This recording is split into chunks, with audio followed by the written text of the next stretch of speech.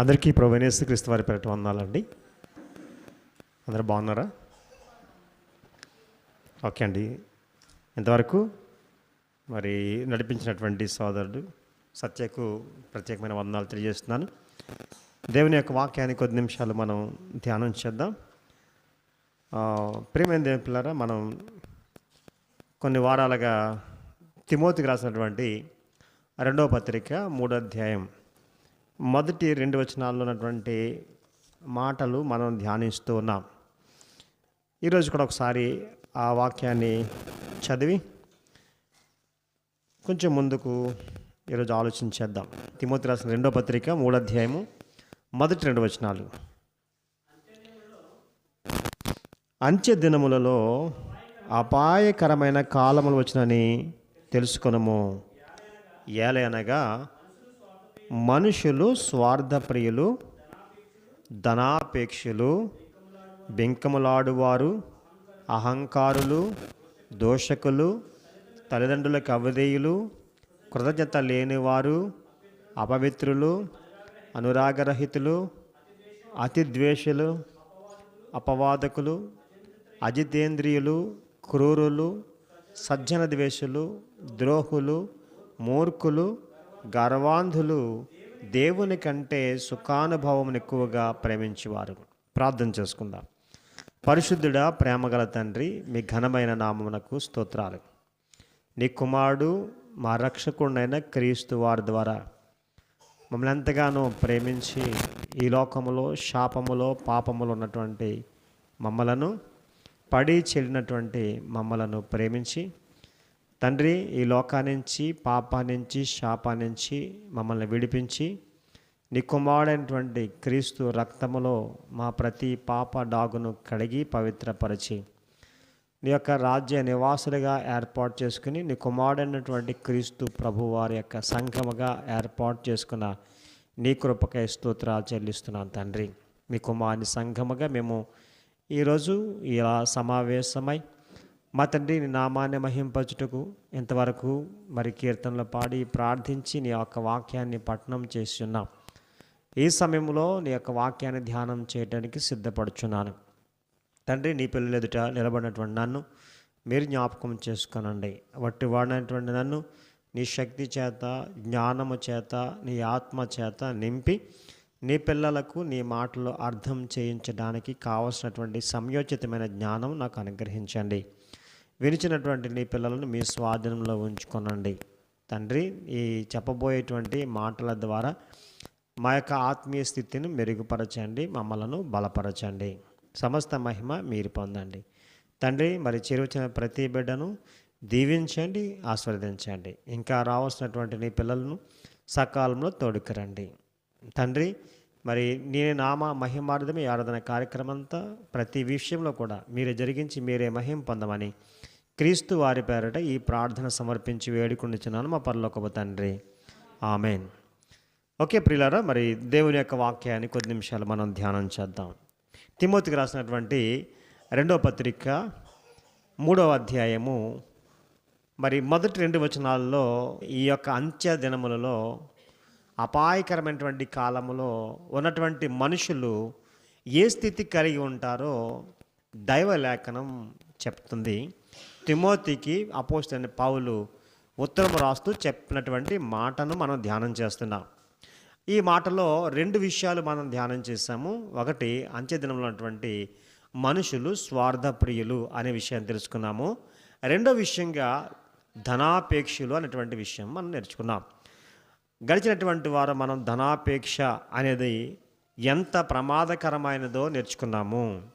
ఒకవేళ మనం ధనం కలిగి ఉంటే ఎలా ఉండాలి, అది ఏం చెయ్యాలి అనే విషయాలు గడిచినటువంటి వారు మనం నేర్చుకోవడం జరిగింది. బైబిల్ ప్రతి విషయము చాలా కూలంకుషంగా స్పష్టంగా మనకు అర్థమయ్యే రీతిగా దేవుడు వ్రాయించాడు.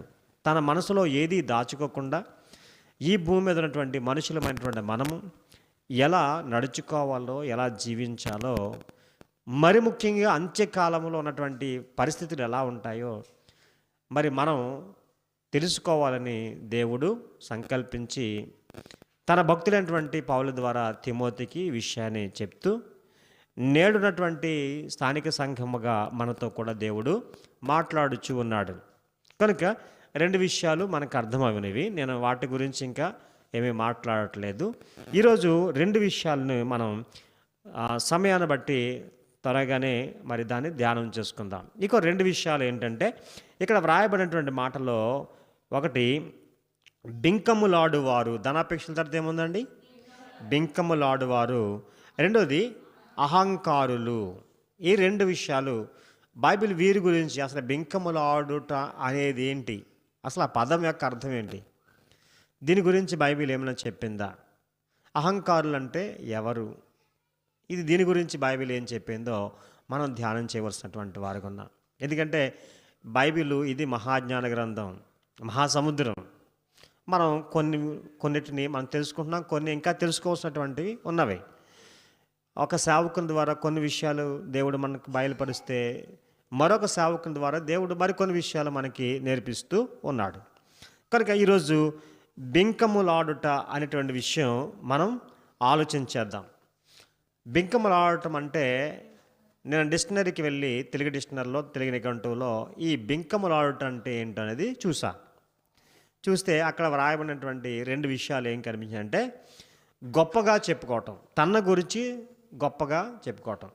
రెండోది అదేంటి, ప్రగల్భాలు పలకటం అని ఉంది. ఏంటంటే అది ప్రగల్భాలు పలకటం, తన గురించి తాను గొప్పగా చెప్పుకోవటం. దీన్ని ఏమన్నాడంటే బింకములాడుట అని. ఇక బైబిల్ గ్రంథంలోకి వెళ్ళి అసలు బైబిల్ ఏం చెప్పింది దీని గురించి అనేది ఆలోచన చేయటం అనేది జరిగింది. ఒకసారి త్వరగా మనం వాక్యంలోనికి వెళ్ళి చూద్దాం. కీర్తన గ్రంథం 12వ అధ్యాయం 3వ వచనం భాగం చూద్దాం. కీర్తన గ్రంథం 12వ అధ్యాయం 3వ వచనం భాగాన్ని మనం చూద్దాం. యెహోవా ఇచ్చకములాడు పెదవులన్నిటినీ, బింకములాడు నాలుకలన్నిటినీ కోసివేయును అని ఉందండి. పిల్లరా, ఇక్కడ మనం ఆలోచన చేస్తే మనకి ఒక విషయం అర్థమవుతుంది. ఇక్కడ ఇచ్చకములాడు పెదవులు అన్నాడు, బింకములాడు నాలుక అన్నాడు. అంటే ఈ బింకములాడుట అనేటువంటి ఆ యొక్క మాట పెదవులకు నాలుకకు సంబంధించింది అని మనకు అర్థమవుతుంది. దీనికి సంబంధించింది పెదవులకు నాలుకకు సంబంధించినది. ఎందుకంటే ఇక్కడ యెహోవా ఇచ్చకములాడు పెదవులన్నిటినీ, బింకములాడు నాలుకలన్నిటినీ కోసివేయును అన్నాడు. కనుక ఇలా మళ్ళీ 4వ వచనం కూడా కంటిన్యూ చేయండి. మా నాలుక చేత మేము సాధించేదము, మా పెదవులు మావి, మాకు ప్రభువు ఎవడని వారు అనుకుందరు. అంటే చాలామంది ఈరోజు సమాజంలో ఎటువంటి వారు ఉన్నారంటే, అందరూ అని చెప్పట్లేదు, కొందరు ఖచ్చితంగా ఉన్నారు. ఒక్కొక్కసారి మేము దేవుని నమ్ముకున్నాము, ప్రభువు మాకు రక్షకుడిగా ఉన్నాడు, మేము దేవుని సన్నిధికి వెళ్తున్నాము, దేవుని యొక్క వాక్యం వింటున్నాము, దేవుని యొక్క సమక్షంలో ఉన్నాము అనేటువంటి ఆలోచన మర్చిపోయి, ఆదమరిచి నోటిని ఉపయోగించి, లేకపోతే ఆ పెదవులు ఉపయోగిస్తూ నాలుకను ఉపయోగించేటువంటి వారు ఉన్నారు. ఏమంటారట? మా నోరు మేము మాట్లాడతాం, మా పెదవులు మావి అని అంటారట. ఏమన్నారండి? మా పెదవులు మావి, మా నాలుక చేత మేము సాధిస్తాం అంటూ ఉంటారట. ఈ సమాజంలో ముఖ్యంగా క్రైస్తవులైనటువంటి వారు కూడా ఇలానే మాట్లాడుతున్నారు. కనుక ఈ పెదవులు, నాలుక చాలా జాగ్రత్తగా ఉంచుకోవాలి. ఎందుకంటే ఇవి బింకములు ఆడుతున్నాయంట. అంటే మా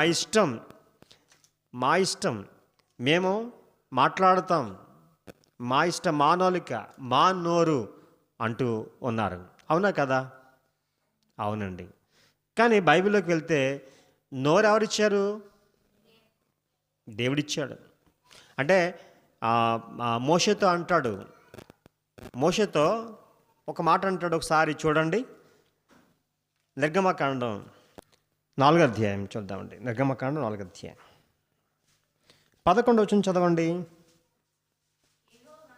యెహోవా మానవులకు నోరిచ్చినవాడు ఎవడు అన్నాడండి.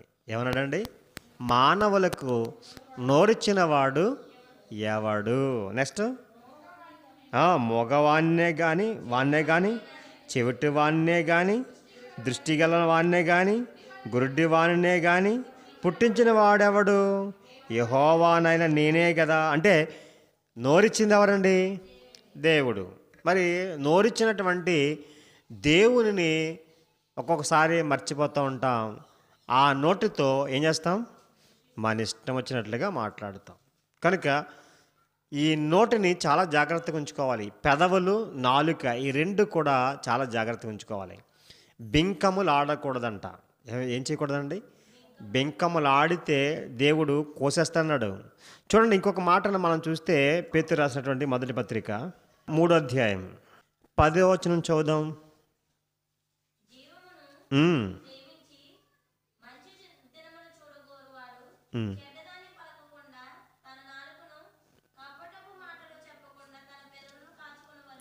అంటే ఏం కాచుకోవాలట? పెదవులను, రెండోది నాలుకను కూడా కాచుకోవాలి. దేవుని పిల్లలుగా ఈ రెండు కాచుకుంటే మనం బెంకములాడేటువంటి పరిస్థితి ఉండదు. రెండు కాచుకోవాలండి. ఏంటండి? చెడ్డదాన్ని పలకకుండా నాలుకను, కపటపు మాటలు పలకకుండా పెదవులను ఈ కాచుకోవాలట. అంటే కపట మాటలు చెప్పకూడదట. ఈ రెండింటిని, నాలుకను పెదవులను కాచుకుంటే ఏం మేలట? పైన జీవమును మంచి దినములు చూస్తామట. ఏం చేస్తామండి? మంచి దినములు చూస్తాము. కనుక ప్రియమైన దేవులారా, ఈరోజు మన యొక్క జీవితం, మన యొక్క నోరు ఎలా ఉందంటే, యాకోబు భక్తుడు చెప్తాడు. సార్ ఆ మాట చూడండి. 3వ అధ్యాయం 11వ వచనం, యాకోబు పత్రిక 10వ వచనం 11వ వచనం చదవండి. 10, 11 చదువుదాం. ఒక్క నోటి నుండి ఆశీర్వచనము, శాపవచనము బయలువెళ్ళును. నా సహోదరులారా, ఇలా ఉండకూడదు. ఏమన్నాడండి? ఇలా ఉండొద్దు అన్నాడండి. అంటే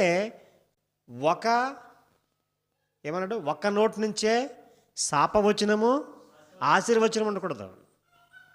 మరి క్రైస్తవులుగా మన నోటి నుంచి ఏముండాలి? ఆశీర్వచనమే కానీ శాపవచనం ఉండకూడదు. ఎందుకంటే కింద చెప్తాడు. ఉదాహరణ చూడండి, కింద చదవండి. నీటి బుగ్గలో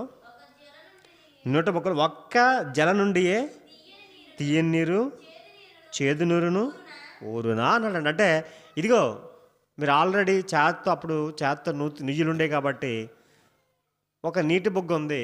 దానిలో చేదు నీరు, తీయని నీరు ఒక నీటి బుగ్గ నుంచి వస్తుందా? రాదు. అంటే ఉదాహరణ ఏం చెప్పాడంటే, నోరుకి ఉదాహరణ ఏమని చెప్పాడంటే నుయ్యి చూపించాడు. ఆ జలము ఒకటే జలం ఇస్తుంది, అంతే కదండి. కంచేపేమో తీయి కానీ, కంచేపేమో చేదుగా ఇవ్వదు కదా. ఇప్పుడు మానవులమైనటువంటి మనము మన నాలుకను జాగ్రత్తగా ఉంచుకోవాలని ఆలోచన నుంచి చెప్తాడు ఈ 3వ అధ్యాయంలో. కనుక నాలుకను జాగ్రత్తగా ఉంచుకోవాలని, కాపాడుకోవాలని చెప్తూ భక్తుడు ఈ విషయాన్ని చెప్తున్నాడు. ఏంటంటే నాలుకలు రెండు విధాలుగా మాట్లాడకూడదు. మనకి కోపం వచ్చినప్పుడేమో బూతులాడేస్తూ ఉంటాం, మనకి సంతోషం కలిగినప్పుడేమో ఎంతో చక్కని దీవెన వచనాలు చెప్తూ ఉంటాం. అలాగా మనం ఉండకూడదు. పిల్లరా, మర్చిపోకండి. దేవుడు చాలాసార్లు చెప్పాడు, హెచ్చరిక చేశాడు. చూడండి ఒకసారి యేసు ప్రభు వారు చెప్పిన మాట ఇంకోటి మీకు చూపిస్తాను. మత్తయి సువార్త 12వ అధ్యాయము మరో మాటను చూద్దాం. మత్తయి సువార్త 12వ అధ్యాయం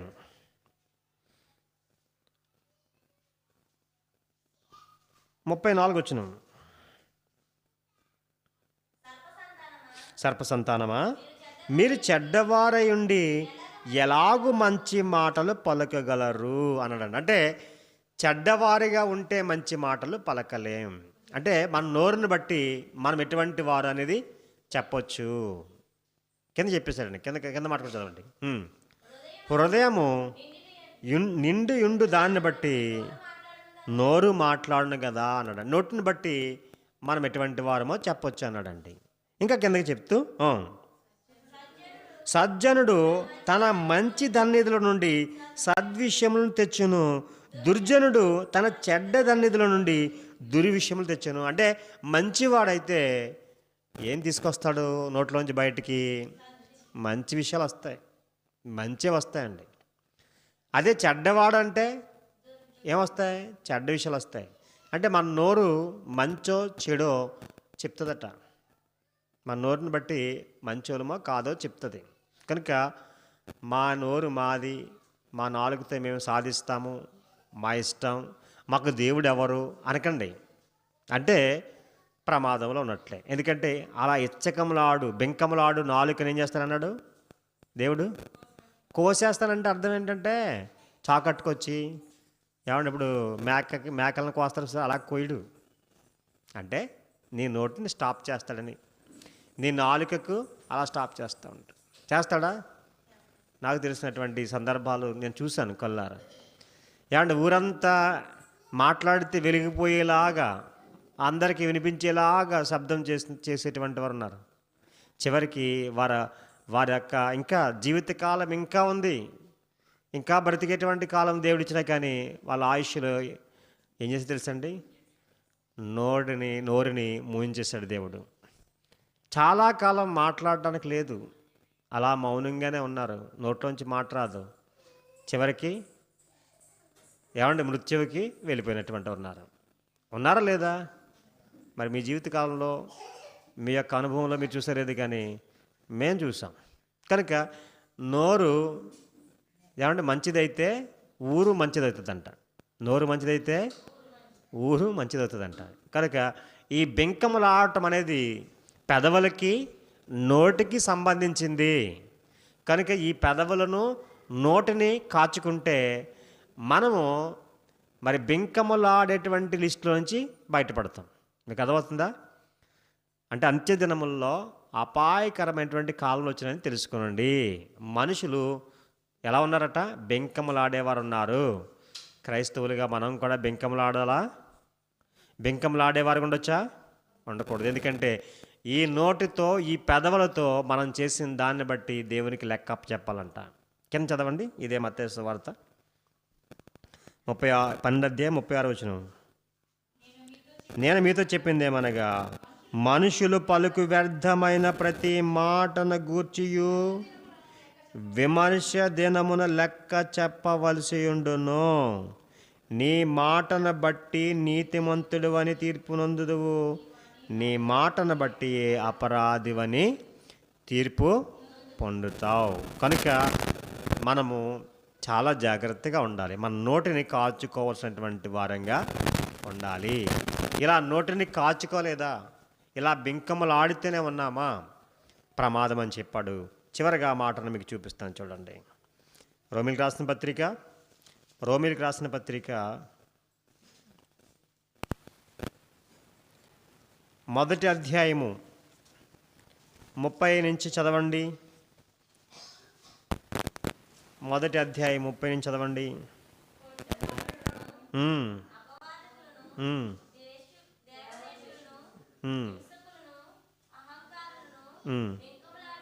అంటే బెంకంలో 6 వాళ్ళు ఇష్టం ఉంది ఇక్కడ. ఇంకా మీరు 28 నుంచి చదవచ్చు. వద్దులండి, చదవకండి, 30 నుంచే చదవండి. అహంకారులు ఉన్నారంట, బెంకంలో ఆడేవారంట, చెడ్డవాటిని కల్పించేవారు ఉన్నారంట, తల్లిదండ్రులకు అవిధేయులు ఉన్నారంట, అవివేకులు ఉన్నారంట, మాట తప్పువారును అనురాగరహితులను నిర్దయులున్నాయి. ఇట్టి కార్యములు అభ్యసించేవారు మరణమునకు తగిన వారు అనే దేవుని న్యాయ విధిని వారు బాగా ఎరిగిండియో వాటిని చేయుచున్నారు. ఇది మాత్రమే కాక వాటిని అభ్యసించుచు వారితో సంతోషంగా సమ్మతించు. అంటే మరణమునకు తగిన వారు అన్నాడండి. ఏది? ఈ 2 తిమోతి 3 అధ్యాయము మొదటి 2 వచనాల్లో ఏదైతే చెప్పాడో అపోస్తలుడైన పౌలు రోమాలో ఉన్నటువంటి వారు కూడా ఏ విషయాలు చెప్పాడు.